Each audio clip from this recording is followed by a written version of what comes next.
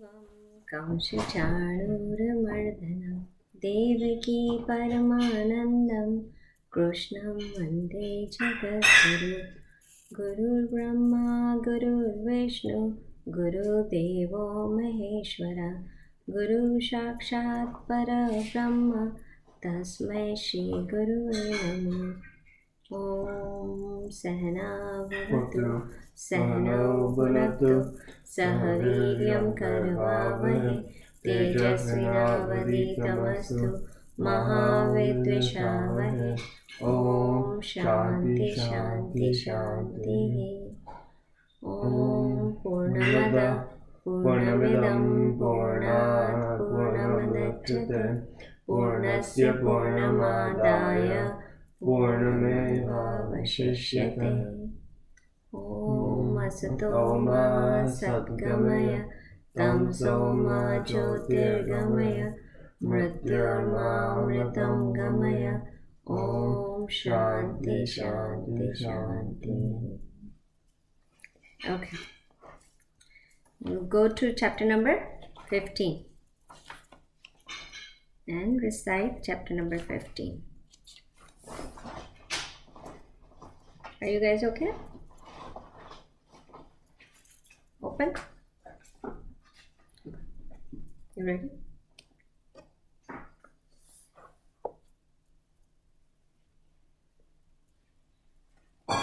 Okay, let's start. Shri Bhagwan Uvacha Urdhamoolamada Shakam Ashvatam Prahuravyayam Chandasi Yasya Parnani Vyastam Vedasa Vedavid Adharastrodvam Prasatasya Shaka Guna Pravriddha Vishaya Pravala Adashamulam Nanusantatani Karmanubandhini Manushya-loke Na rupamasye tato pralabhyate Nanto na chadir na cha sampratishta Ashvastanenam suvirudamulam Asanga-shastrena dridena chitva Tata padam tat parimargatavyam Yasmin gatana nivartanti bhuya Tvameva chadyam purusham prapadye Yata pravritti prasata purani Nirmana moha jita sanga dosha Adhyatma nitya vinivritta kamam Dvande vimukta sukha dukkha sanghe Gachantyam mula padamavyayam tat Na tad vasayate suryo na shashanko na pavaka Yad gatva na nivartante Taddama paramam mama Mamevansho jiva loke Jiva bhuta sanatana Manashashthanindriyani Prakriti stani karshati Shariram yadavabnoti Yaksha utkramatishvara Grahitvaitani samyati Vayurgandha nivashaya Shotam chakshusparshanam cha Rashanam granameva cha Adhishtaya manashchaya Vishayanupasevata Utkramantam sitam vapi Bhunjana bhaganamritam Vimbudananupashyanti Pashyanti jnana chakshusha Yatanto yoginaschaina Pashyantatmana vishtatam Yatanto kritatmano Menam pashyanti chetasa Yadaditya gatam tejo Jagad vasayate kilam Yakshardavasi yakshagno Tattejo viddhi mamakam Kamavesha chabhutani Dharayamyaham ojasa Pushrami choshadi sarva Somo bhutva vashatmaka Aham vishwanaro bhutva Praninam dehamashita Pranapana samayukta Pachanyana chaturvidam Sarvasya chaham hridaya sannivishto Mata smritirjnanamapohanam cha Vedeshcha sarvairahameva vedyo Vedanta krudveda vedeva chaham Dharmo purusho loke Shakshakshara eva cha Shara sarvani bhutani Kutastha sarvachate Uttama Purushastvanya Paramatmetu Dharata Yo Loka Tayamavishya Vivartavya Ishvara Yasmat Charamati Toham Akshara Dapi Chotama Atosmi Loke Vedecha Pratita Purushottama Yo Mameva Masamudo Janati Purushottamam Sa Sarva Vidyajati Mam Sarva Bhavena Bharata Iti Guyatam Shastram Idam Uktam Mayanaka Etad Buddha Buddhivanshad Krita Krityascha Bharata Om Tat Saditi Srimad Bhagavad Gita Su Yoga Shastre Shri Krishna Arjuna Samvade Purushottam Yoga Nama Panchadasha Adhyaya. Shan, you go so fast. I cannot even catch up with you. Oops. Can we go a little slower next time? Because I'm on the word, I'm already slow in this, and then you go so fast that I cannot catch you up on it.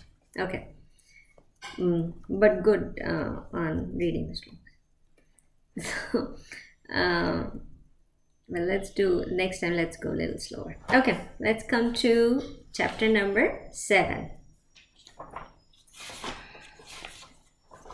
Okay, chapter number 7, do you know? I don't know if Alya is there. Let me check. No. Not yet. How do you know? Okay, not yet. Okay, let's start. So far, what we got out of in this chapter a little bit strokes ago, that God explained there are like four different kind of bhaktas, right? We got to know those 4 different kind of bhaktas. I want to bring that back to you guys to understand. We need to keep checking all through our life that where are we, like which category we belong to, because this is a good checkpoint for all of us to figure out, like, hey, where are we? It's no harm, and God says it very clearly that all of them are noble, like they are good people, all 4 of the categories. He did explain before that the people who do bad karma doesn't fall into these categories, right? If people do bad karma and they are jignasu, or they are something in these 4 categories, they are not considered, right? So the foundation of it is definitely doing good karmas, right? So that is foundation. We cannot go like, okay, we do bad karmas but we fall into these bhakta and we are good to go. That's not going to happen, right? So the foundation should be there. Then we need to keep checking, go back and check, where are we? Every point of your life, just go back and check, are we in the person who is in very distress and asking God for help, which is, again, remember all these things, that these 4 are noble people. So are we there? Or are we there that I need something, this worldly things that I need, that I'm asking?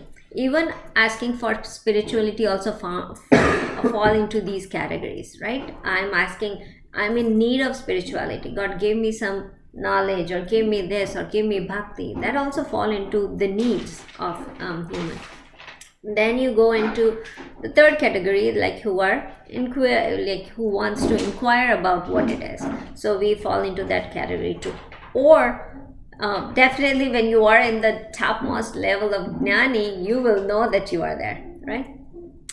So we need to keep understanding that where we fall into. So keep having this check all through your life, just not while we are studying, but when you are later, in 30 years later, or 10 years later, 15 years later, keep checking on these things, that where are we in these 4 bhaktas, right?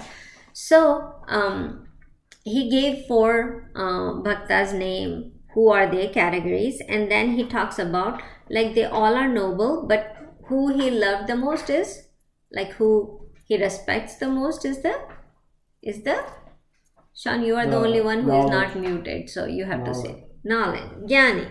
Now jnani is also, I want to be having you clear understanding of, jnani is not the person who knows everything, who knows the knowledge. Even Vedanta knowledge, if somebody knows it and doesn't, we don't consider them as a jnani. Jnani could be a bhakta also, right? So we need to understand that jnani is not just that who has a lot of knowledge, like who is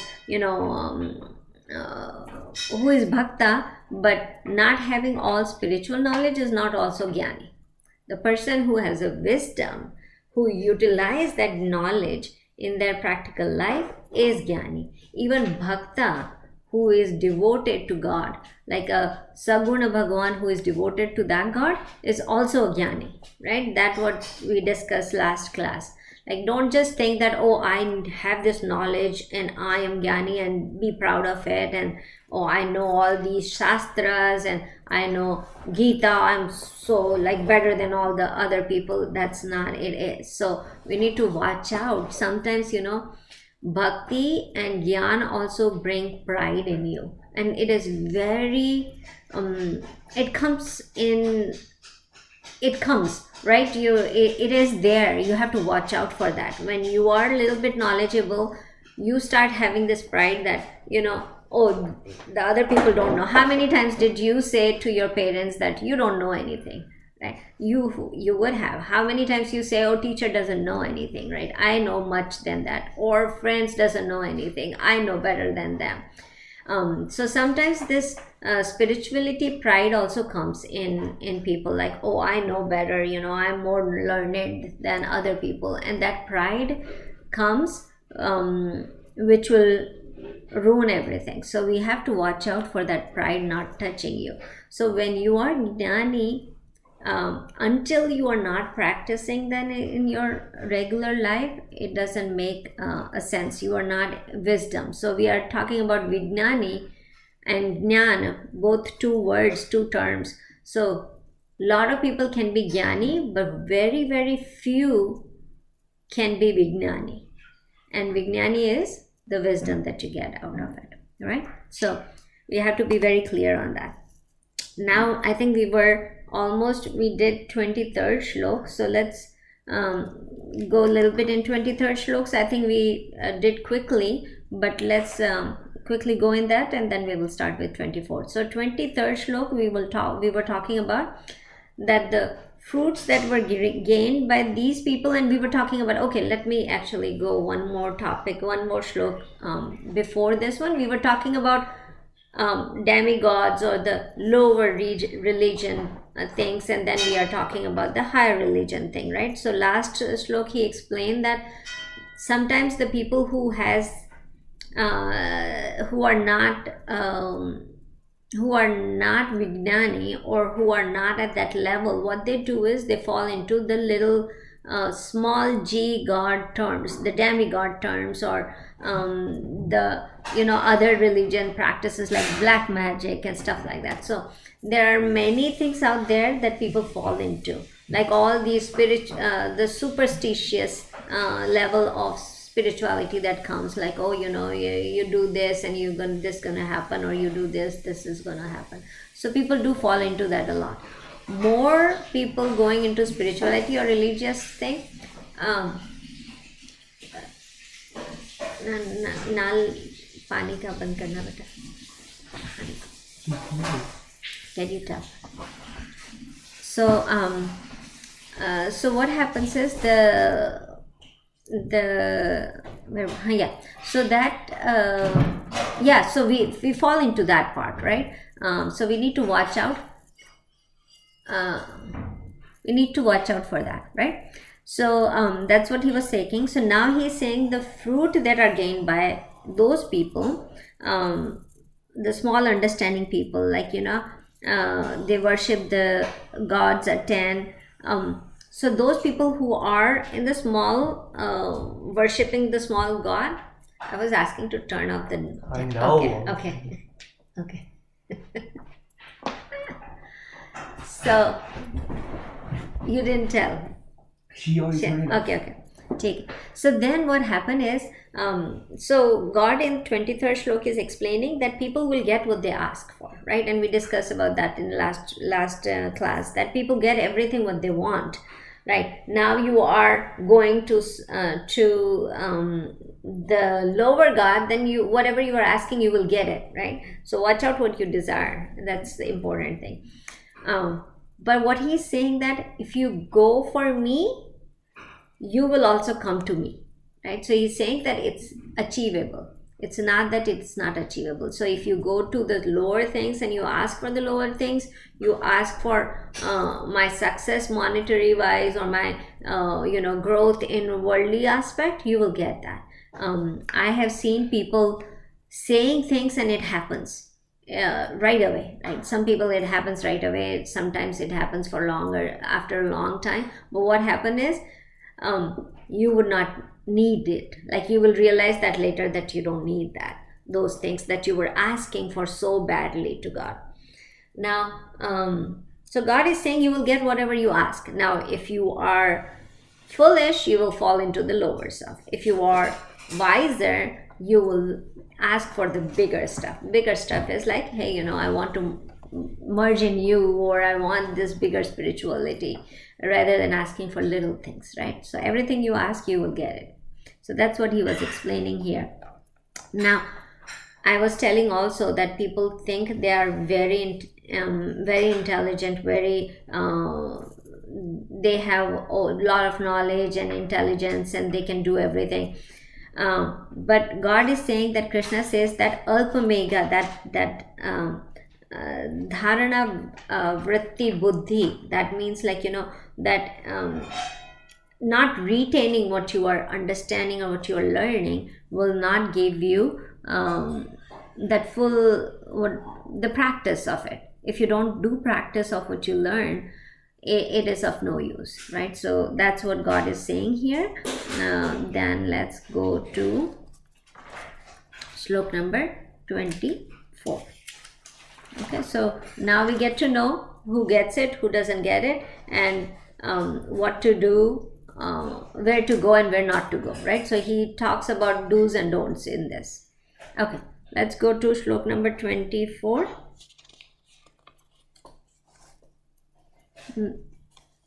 Krishu, you want to start that, Raja? Sure. One second.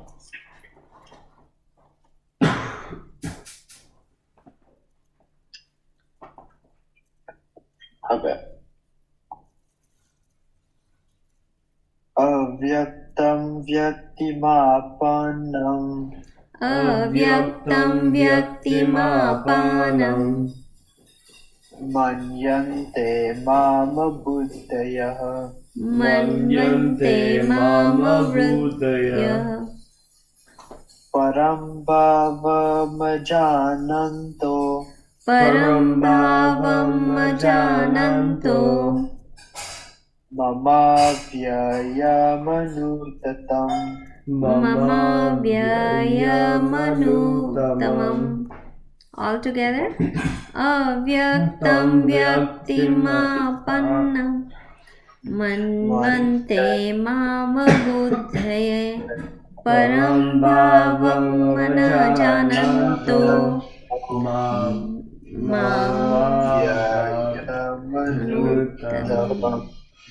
Okay. Krishu, can you read the meaning of the words too? Okay. Mm-hmm. So, avyaktam is unmanifest. Uh-huh. The unmanifest. Yeah. Vyakti. He is to manifestation. Yeah.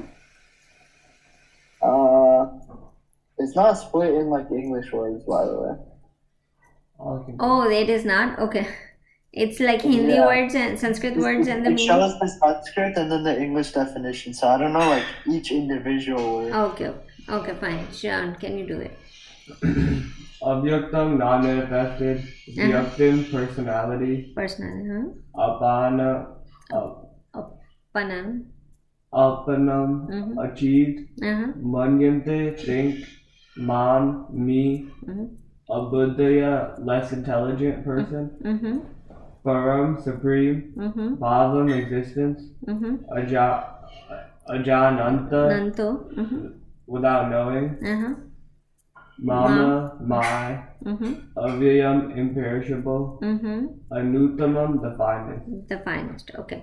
So what he's trying to say in this, that not knowing my supreme nature, unsurpassable and undecaying, the ignorant person regards me, who am the Supreme Spirit beyond the reach of mind and senses, and the embodiment of truth, knowledge, and bliss, to have assumed a finite form through birth as an ordinary human being. So what he's trying to say now, he's talking about his incarnation, right? Or all the incarnation that happens in the in this world. So he's talking about that, talking about the nature of this Saguna Bhagwan, right?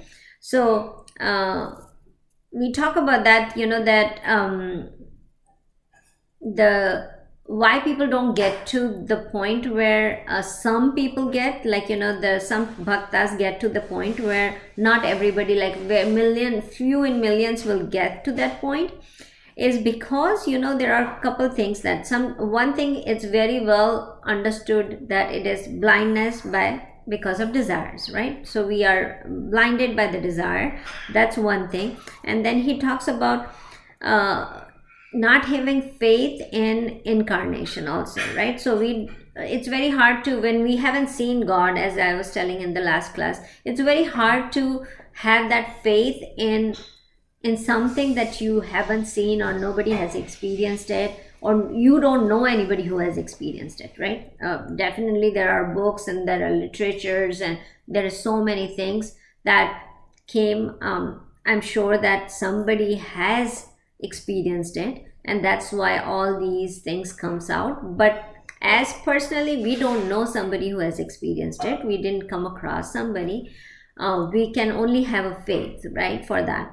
So somebody who doesn't have a faith in incarnation is one of the reasons why they don't fall into these categories, right? So that is, and what they think is that this is also incarnation is also a human being, right?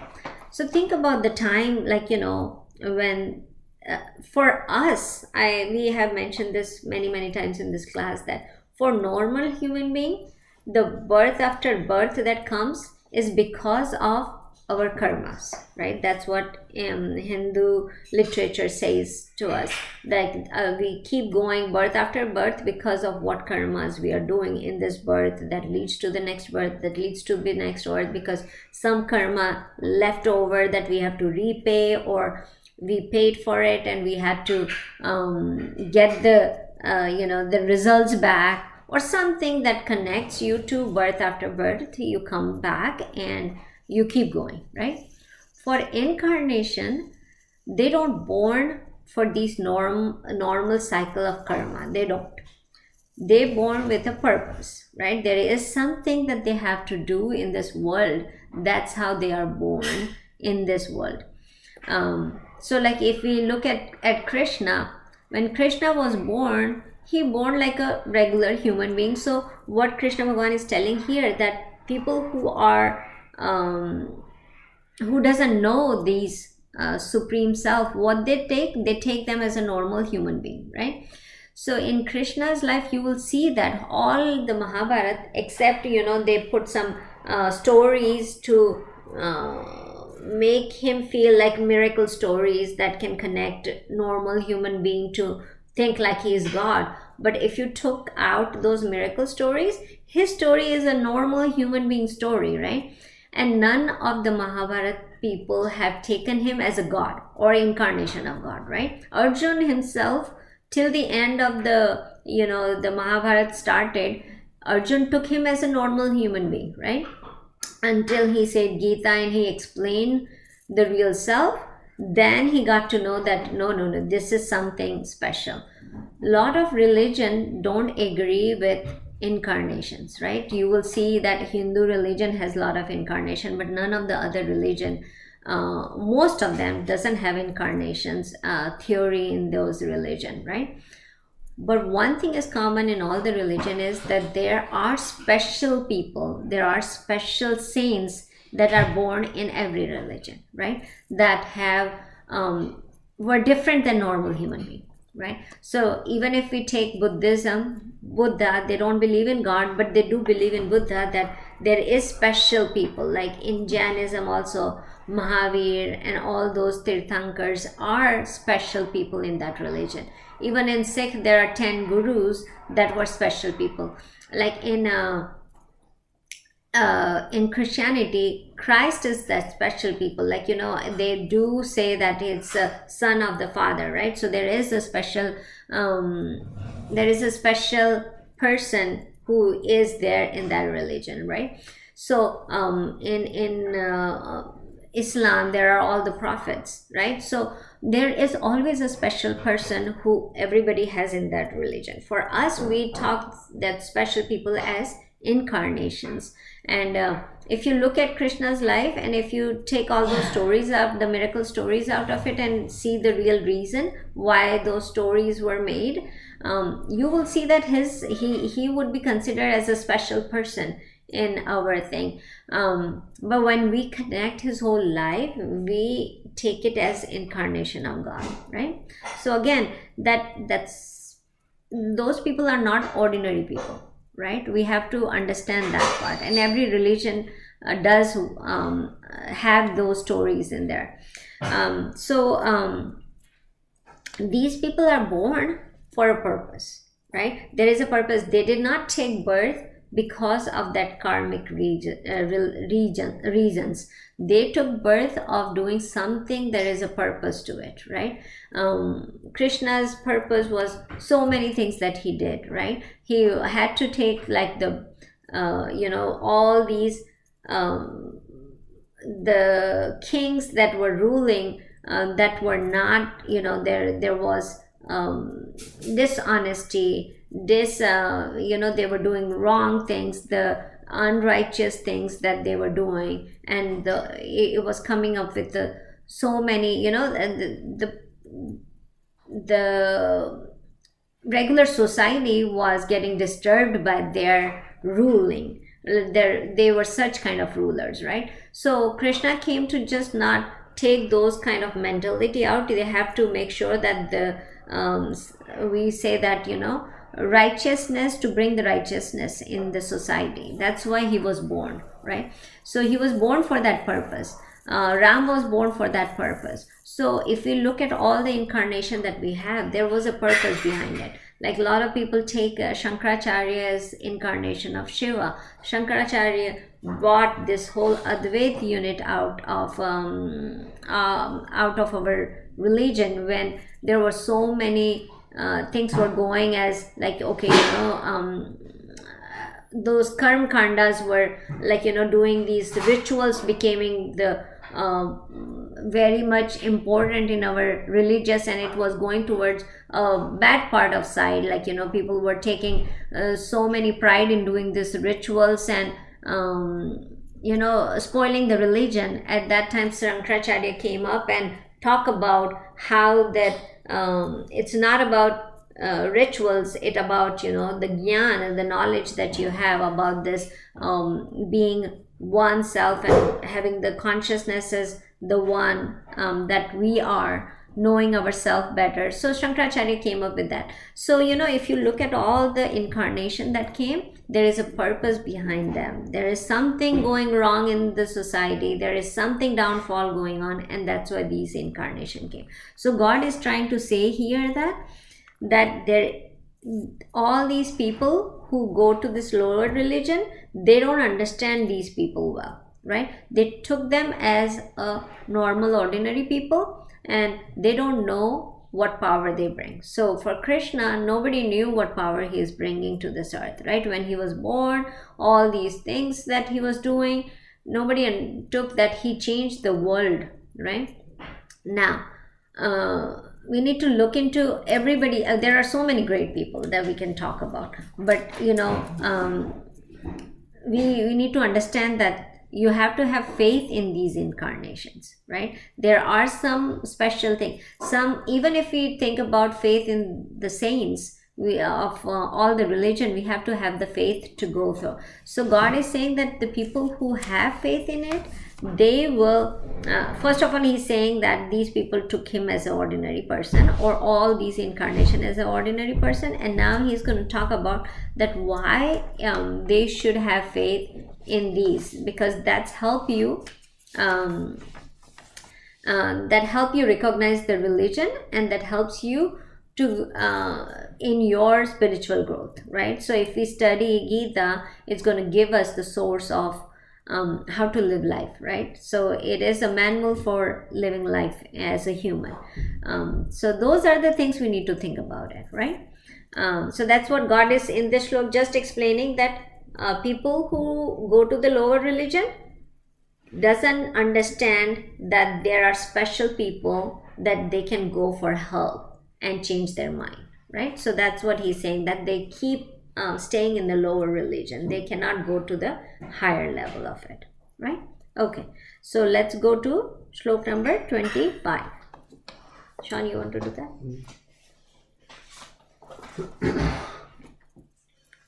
Naham prakasha sarvasya Naham prakasha sarvasya yoga maya samavrata yogamaya samavrata mudoyam nabi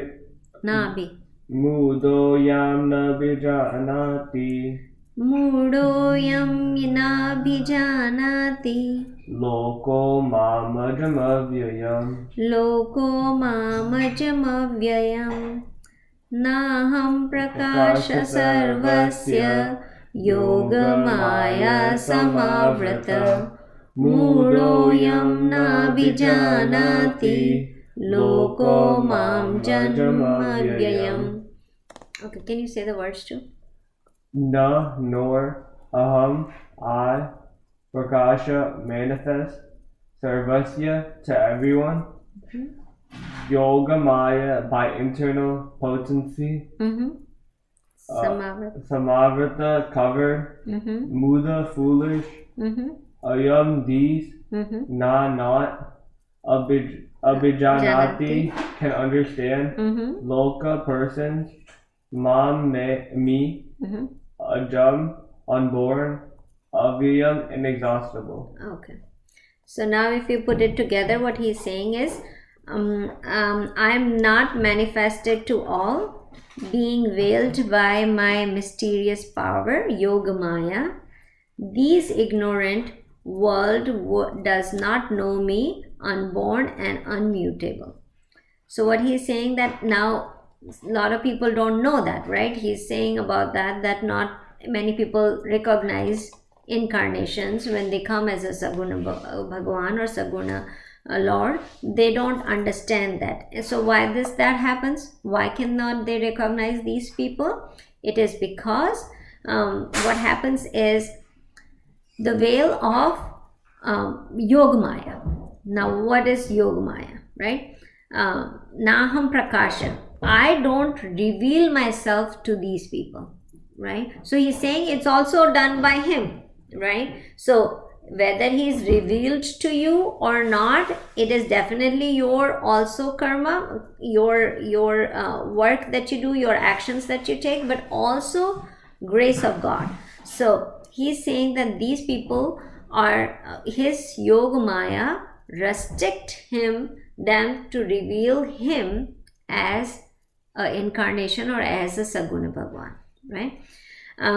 So if you look at it, that what he is saying, Yogamaya, what is Yogamaya, right? What is the word Yogamaya? Maya, we understand, right? The Maya is whatever, the ignorance. The word Maya is, if we understand it properly, there is no translation of Maya, but the closest word is ignorance, right? So when we have ignorance of these ignorance built by Lord himself for us, we have to break that ignorance. We made the chart here, like, you have to go out of the ignorance, out of this worldly thing. We have to break the veil of ignorance. So the Yogamaya is the intellect, again created by God, which is made of Shankaracharya says that these Yog Maya is made up of these 3 gunas. So these 3 guna is the one that you have to cut to get out of it. And who created these 3 guna? God himself created it, right? So this veil is created by God himself, but you have to be cutting this veil and going out of that veil. That's where you can manifest these unique saints. Until that you cannot, right? So he's saying that these ignorant world doesn't know me, because the veil that I created around you, if you don't cut it, if you don't take action to cut it, you will not know me, right? So that's how it happens. Now Swami Vivekananda says that in the nature there are 2 kind of creations that are made. One is the creation that normal human being, all these living things, all the objects, all the sentient beings, all these are one category. And the second category are these special people, like all the gurus, all the incarnations, all these special things that are created. So there are 2 kind of these things, right, that are created. Normal nature, normal human beings are created as one, and then there is a special command that was given by the Lord of nature, that these special creatures are being created, right? So who enables these infinite things to come as a finite form, right? So this infinite consciousness come as a finite form, but with a special power or special purpose are these people, right? Now what happened is we need to understand that when you get out of this pile of Maya, that's where you can recognize these people, right? In nowadays, like this is, God is talking about it in like 5,000 years ago, but nowadays you will see that there are a lot of people that comes as a guru, or and they are not true people, like so it's very obvious a person not having faith in these special people or special gurus because there are many people who did not come as correct people, like they just fake it, or they do it, something like that. They don't practice, but they preach very well, and people fall into those preaches, and they take them as a guru, and sometimes it's not the correct people. So it's very important for a person to understand who is the correct guru to, right? The guru has, and we talk about it, that guru has a certain things that they should have to, right? Guru or these special people, that they have certain qualification. Like a student has a qualification, guru has a qualification too. But that's how you those qualification, if the guru meant, that's where you need to think about, okay, there has to be one thing. I want to make it clear, there has to be a guru. Without guru you cannot understand the stuff, like without sometimes there are a lot of things that I can learn by myself. It's I can learn the coding by myself, or I can learn the videography by myself, or I can learn these things by myself. And there are a lot of things that you can learn by yourself. One thing that you do definitely need a guru is the spirituality, which you cannot learn by yourself. Why? I can tell you my own experience that I have read Gita many times, like by myself. Oh, I can do it by myself, yeah.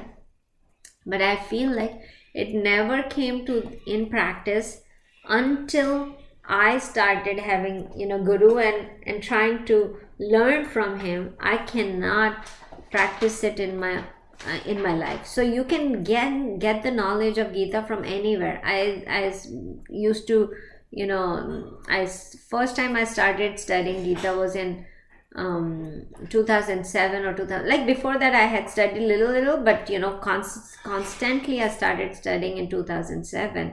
And I'm like, okay, I don't need anybody, I will do it by myself. I got the book, good book, and I started studying, but it didn't last long and it never came into the practice. But I feel like it was a grace of God that I started thinking about it, and then slowly it took me to the Guru. Because I had that intensity of learning it, I think I got the Guru too, right? So without getting a Guru, you cannot go on this path. So, but then the question comes that who is the correct Guru also, right?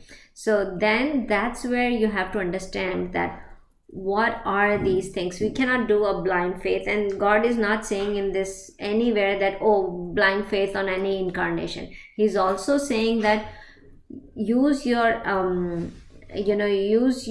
these, all the categories that he has given, all that characteristics of Guru that he has given in Gita, and we will learn about it, and we will learn in 9th chapter and 10th chapter more about this.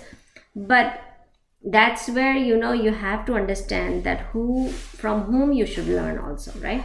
So he's explaining here that also that Guru is come to you, or these people, for us to understand that there is a saint out there, or there is some incarnation. We have to also, if we approach that is also by God's grace. That's what he is trying to say, that I have put a veil around you, and I'm the one who's going to break the veil. You have to just ask that I want you to cut the veil. You have to raise your hand on that. As soon as you raise your hand, God will help you cut that veil.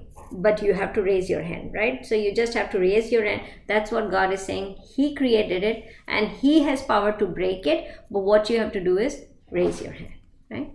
So that's what he's saying. Now,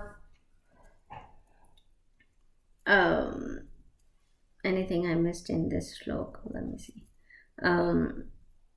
So recognizing them is also depending on you showing the interest, but also give grace of God, right? Okay, let's go to the next slok. Reha, you want to take that, Peter? Sure. Okay. 26th. Vedaham samatitani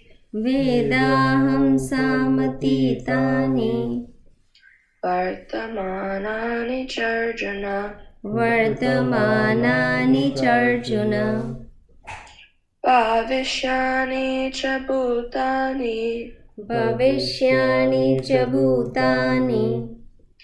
Mam tu veda na kaschana. Good, very good. All together. Vedaham sammatitani Vartamanani charjuna Bhavishyani cha bhutani Mam tu veda na kaschana. Reha, you have the translation? Like the word meanings in your book? Yes, I do. Okay. Would you like to say that? Mm-hmm. Okay. Okay, so Veda, to know. Mm-hmm. Aham is I. Yeah. Samatitani is the past. Mm-hmm. Vartamanani is the present. Mm-hmm.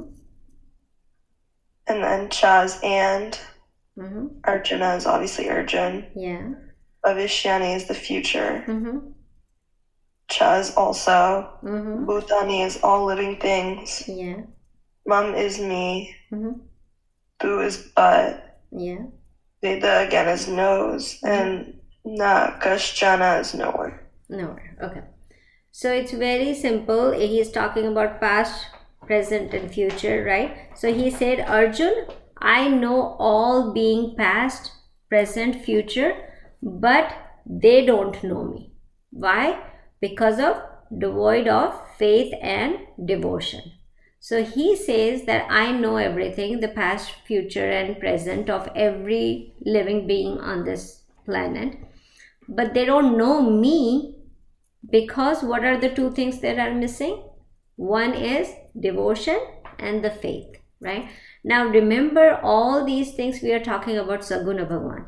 We talk about the highest knowledge, and now we are dropping to Saguna Bhagwan, who cannot get to the highest knowledge. They had to have a Saguna Bhagwan, and you will say that you will understand the both combination of understanding Brahman and understanding Saguna Bhagwan, right? So we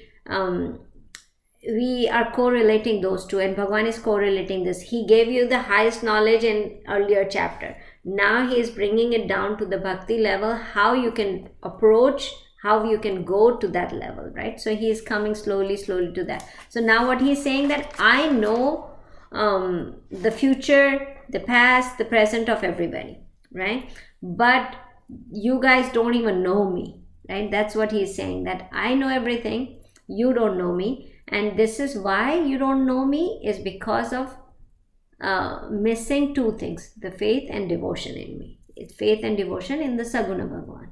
That's why you don't know, right? So, and we did learn in second chapter also that he says that I know all of your birth, right? He says, Arjuna, I know all of your birth, but you don't know, right?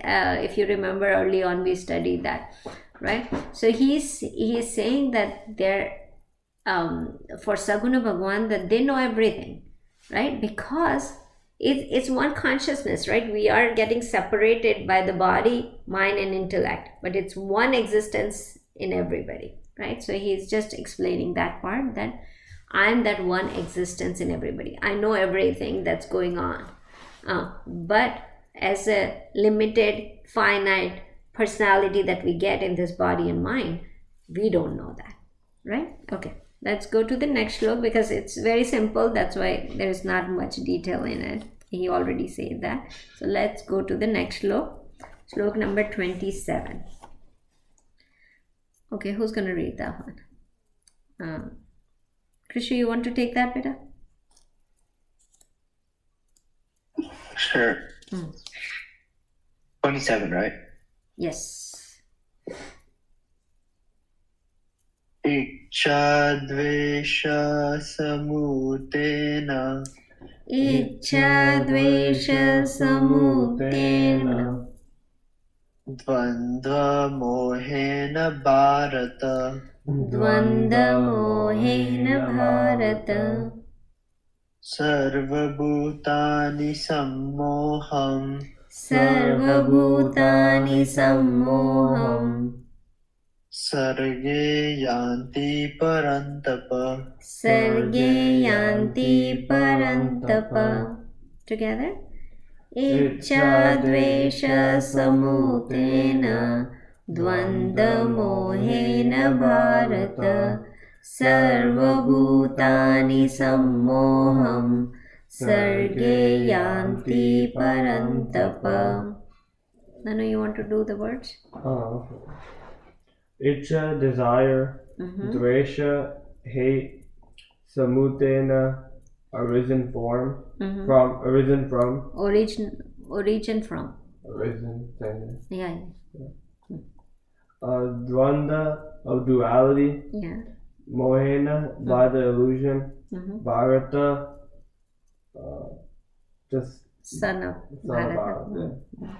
Sarva, all, bhutani, living entities, samoham, into delusion, sarga, while taking birth, Yeah. yanti, go, parantapa, O conqueror of enemies. Okay. So what he is saying here, O Arjuna, O violent Arjuna, through a delusion in the form of pairs of opposites, born of desires and aversion, all living creatures in this world are falling a prey to delusion, right? So what he is saying, that why the things are not happening, right? Why people are not understanding this whole universe, this whole world.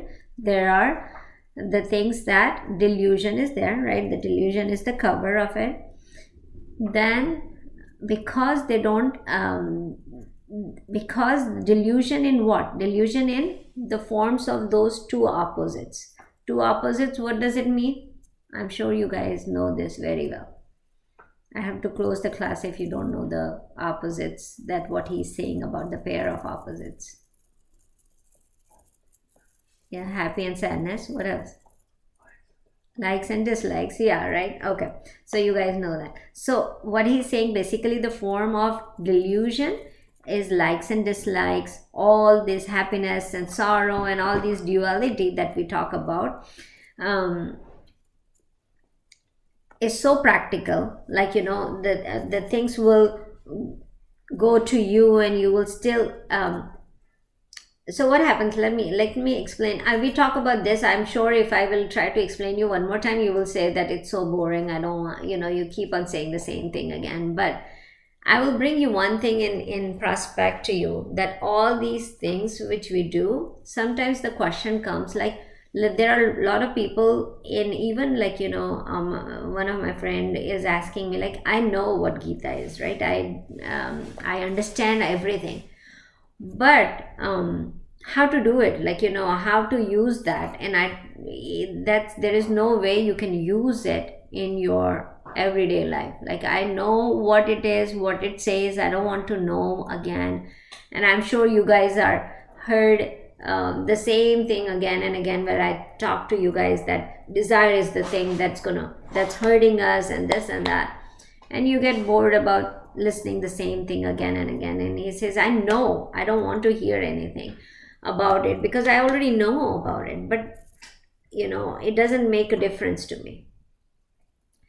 So we talk about this a lot. And when it says that, oh, those two opposite pairs, he's talking about that these born from desires and born from aversion, these two opposites, sorrow and happiness and likes and dislikes, are born from there. What should we do? So what happens is that in the regular life, what I understand, right, I'm not an expert, so but I have lived life more than you guys, right? I have more experiences in my plate than you guys. So I will just tell you a little bit about it. What it says that when we study Gita, what difference it makes? The difference it makes is the basic life will keep going on, right? It's going to keep going on. You will need food to eat, right? You will eat good food. You will have a choice and likes and dislikes on food. You will have choice of likes and dislike on a lot of things, and it will keep going on. Like, even if the person who has studied Gita or understanding or trying to practice it, and the person who has not even know about Gita and he's not doing anything, but these two things will be similar in everybody's life, right? It will keep coming. What difference does it make, right? The difference is this, that a normal person also will eat good food, and this person will also eat good food, right? The choices will be there. I like something, I dislike something in the food, and that's going to be. The person will not eat a poison, right? This is normal. The person will not eat poison. A person, I will like certain people with I get along with, and I will not like the negative energy around me. I will not like certain people who are giving negativity to my life, right? I will not have that. Now, what happened with this person who study Gita and trying to practice it, and what happened with the people who not trying to practice it, or doesn't know anything about it, right? So let's take an example of the person you don't like, or the person you dislike, and you don't like their behavior or something that happens. The person who is a regular person, he's gonna think about the things that this person who you dislike it, what they did to you all the time. Like, if that person is front of you, you will keep thinking about, you keep they stay in your mind all the time, and you will keep thinking about what things you don't like about this, how much you don't like him. And if the person is in front of you, you're gonna keep thinking about this person, how bad things he did to you, or how bad things are happening in your life because of this person, and this and that. That's what's going to happen with a normal person. For the person who has trying to practice Gita, what happens to that person is how they will take it. Like, they will take it as as over the entire picture of this likes and dislikes. They will not like this person, right? That there will be some emotions related to it. But what they're going to be doing is they're going to be taking this as this person that you don't like it, but that doesn't stay in your mind forever, and you will not think about it, or you will not try to do something about it. What you will do is you will take it as the whole story of the entire universe, and you will take it as what happens is with this, that you will not you will think about that this is a limited soul who is doing things to you with their limited mind and limited thing. You are not this limited thing. You are this whole big consciousness that everybody has this existence in them, right? You will try to look that person in that, and you will say that this things is happening with me, but there is no difference between me and him as an existence. The limited things are bothering me, but I'm not this limited person, so I'm beyond that. That's why it should not impact me. So that thought process comes. Now this is at the Advaitic level, like this is at the highest level, but we are not at that level, right? We are normal human being trying to study this manual that's going to help us live our life better. So let's come down a couple more steps down and try to see this scenario. So what happened in this scenario when you don't like somebody and you are in this, it's very easy to not get impacted by this thing. How do you do it? You do it like this, that you take it as either that I am, the simple language of psychology is forget and forgive, right? And move on, right? So what you do is you try to forget things. And sometimes it's not easy for some people. I would say for me, it's very easy to forgive and forget somebody.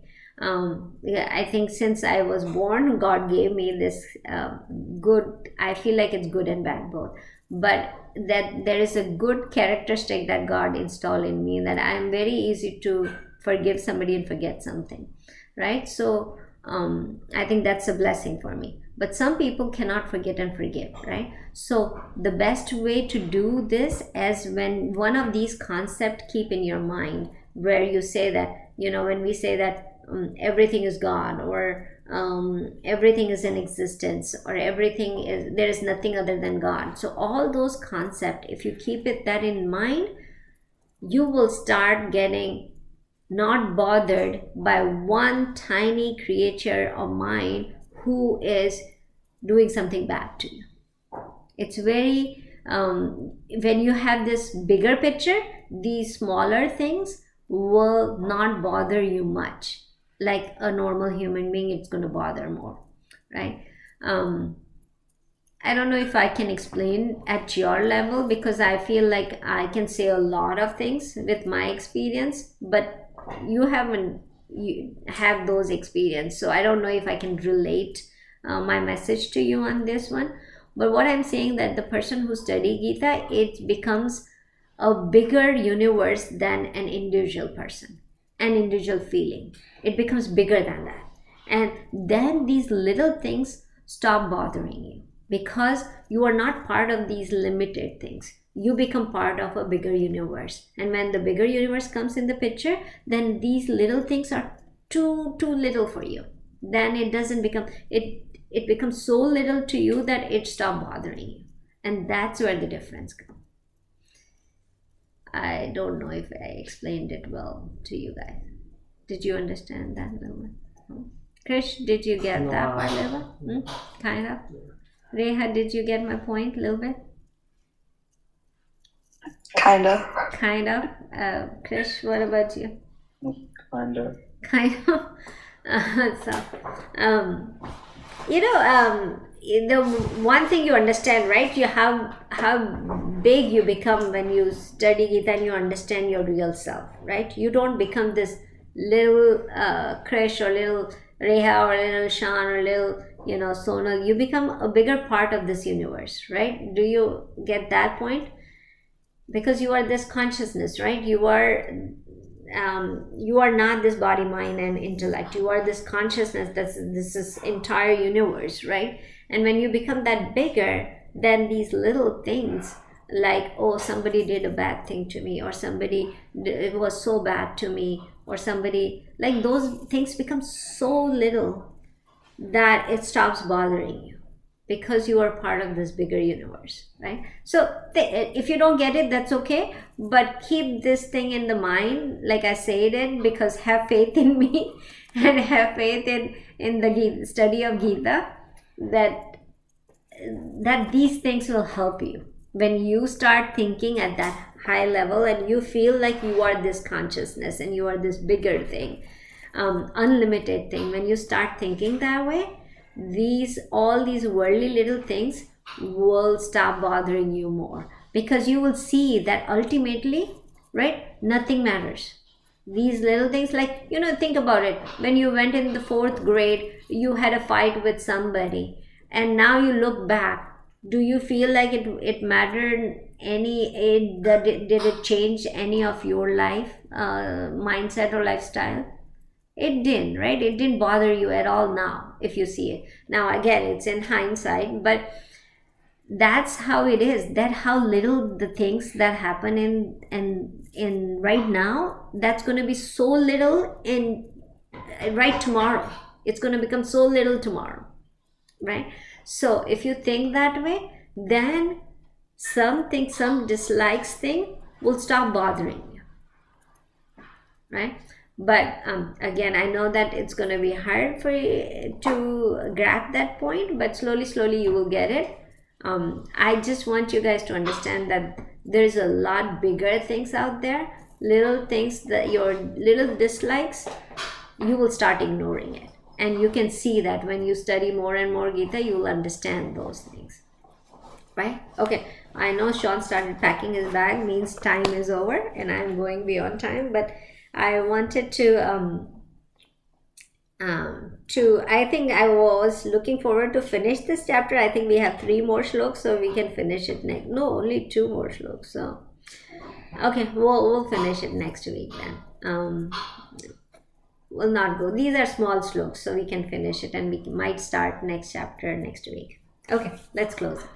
Vasudeva Sutam Devam Kamsha Chanuramardhanam Devaki Paramanandam Krishnam Vande Jagadguru Gurur Brahma Gurur Vishnu Guru Devo Maheshwara Guru Sakshat Para Brahma Tasmai Shri Guruve Namah. Krishna Arpanamastu.